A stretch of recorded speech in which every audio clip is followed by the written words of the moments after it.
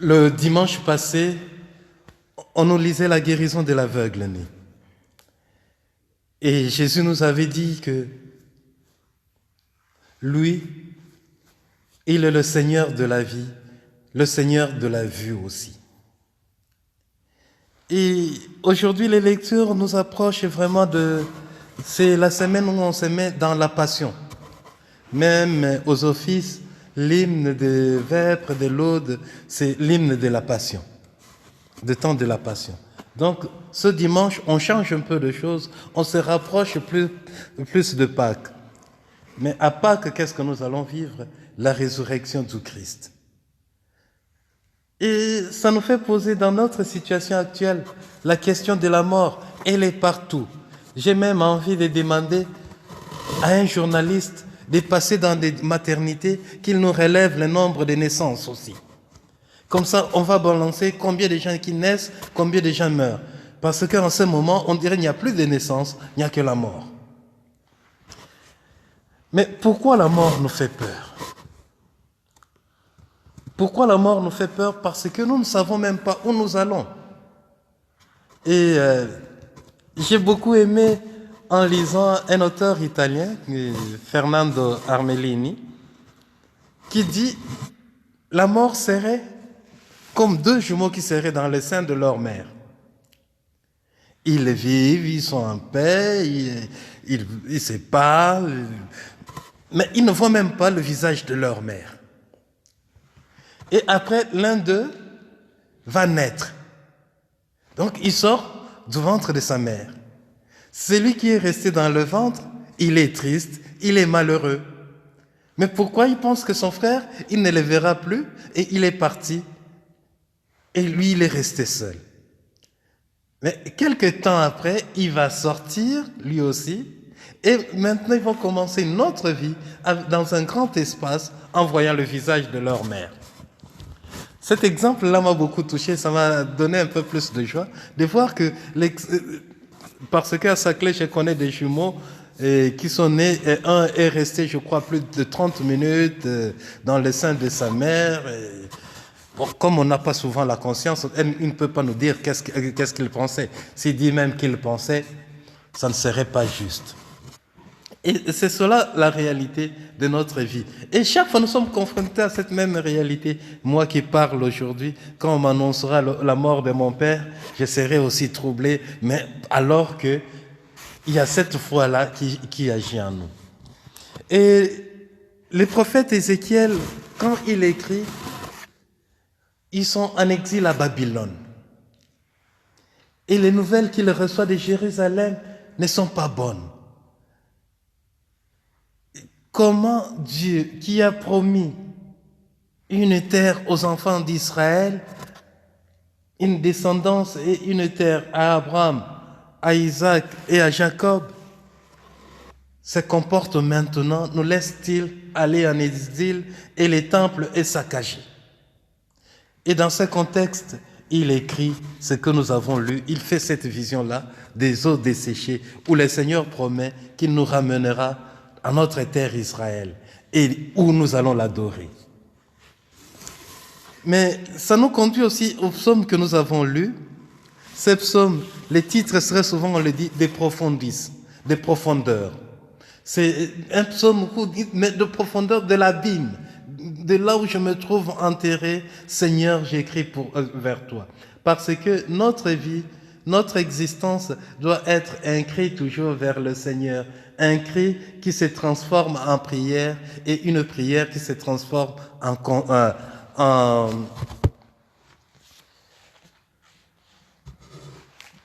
cri qui se transforme en prière et une prière qui devient un signe de confiance.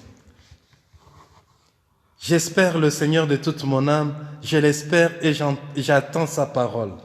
Oui, près du Seigneur est l'amour, près de lui abonde le rachat, c'est lui qui rachètera Israël de toutes ses fautes. Donc, si très souvent ces psaumes utilisés pour les défunts, pour la mort, il devient les psaumes de confiance qui nous invitent à la confiance. Mais pourquoi tout cela? Parce que, comme nous dit Saint Paul, nous sommes faits d'un corps, de la chair et de l'esprit. Et c'est ce que dira le Christ. Si tu crois, tu vivras. Si tu ne crois pas, tu vas mourir et tu ne vivras pas. Mais pourquoi? Parce qu'il est de la nature de la chair de mourir. Et si nous avons un peu de foi, notre foi nous fera vivre comme le Christ, même si nous mourrons. Ça, c'est naturel. Mais nous continuerons à vivre dans le Christ parce que le Christ est vie. Et comme ça, nous en arrivons à l'évangile d'aujourd'hui. C'est un peu long, je le sais. Je suis à 5 minutes. Mais nous avons notre temps, nous sommes en confinement. On pouvait en profiter pour prier un peu plus et bien comprendre la parole de Dieu. Ce qui est étonnant dans l'évangile, c'est de voir d'abord, on peut dire la méchanceté de Jésus. On lui dit, Lazare est malade, il ne se dérange pas. Il dit, cette maladie-là ne conduira pas à la mort, mais à la gloire de Dieu. Et il reste 2 jours. Quand nous annonçons une souffrance à un ami, qu'est-ce qu'on attend de lui? Qu'il réagisse vite. Bon, on en a vu quand ils ont été appelés par une dame que je ne cite pas, qui se sont levés sans même manger, ils sont partis. Mais parce que quand l'autre dit qu'il est en souffrance, on ne doit pas attendre 2 jours après dire j'y vais. Non. Mais c'est une bonne nouvelle, bon, mais il fait la fête. Mais quand c'est la souffrance, on attend c'est que l'autre réagisse vite. Mais le Christ reste 2 jours encore. Et il y a autre chose qu'on voit au début de l'évangile. On dit, il y avait Marie, Marthe et leur frère Lazare. Dans cette famille que nous présente Jean, il n'y a ni père, ni mère, ni fils, ni fille. Ce ne sont que des frères. Mais c'est pour dire quoi? Que le message qui est donné aujourd'hui, c'est le message à la communauté des chrétiens, à la communauté des fidèles, où il n'y a pas de père, où il n'y a pas de mère, il n'y a que des frères et sœurs. Et Jésus reste 2 jours. 2 jours après, il dit, allons-y, allons réveiller Lazare. Mais comment le réveiller? Il dit, mais s'il dort, mais c'est bien. Il dit, non, il est mort. Mais Jésus a dit d'abord, la maladie conduira à la gloire. Mais quelle gloire? À la gloire de Dieu. Parce que chaque fois que Jésus nous montre le vrai visage de Dieu, c'est ça sa gloire. Et chaque fois que Jésus accepte de mourir pour nous, c'est cela sa gloire. C'est pas quand il fait des choses belles, il transforme, il fait des miracles, mais c'est quand il nous montre le visage de Dieu. Et cette résurrection de Lazare va conduire Jésus à la mort. À la fin du chapitre, ce que nous n'avons pas lu, il est dit que le grand prêtre et son conseil avaient pris la décision de faire mourir Jésus. Ou bien tout le monde va continuer à croire en lui. Et donc la gloire de Dieu, c'est qu'il manifeste son visage de Père qui nous aime. Et Jésus ne veut pas qu'on soit triste de la mort. Il veut que nous comprenions la mort comme un passage naturel, comme j'avais commencé au début, l'exemple de 2 jumeaux qui sont dans les seins maternels. Et que c'est parce qu'il nous veut libres et il nous veut dans son amour et il veut que nous le voyions. Les jumeaux, disait mon auteur là, ils ne voient pas le visage de leur mère, mais nous on ne voit même pas le visage des dieux. Et nous serons transformés avec la mort. Lazare n'est pas ressuscité. Parce que la résurrection, c'est pas vivre après mourir encore. Mais Lazare a été revenu à la vie. Certains diraient même réanimé. Parce que c'est son âme qui est revenue. Et dans cette circonstance, je vais m'arrêter sur la circonstance de la tombe de Lazare.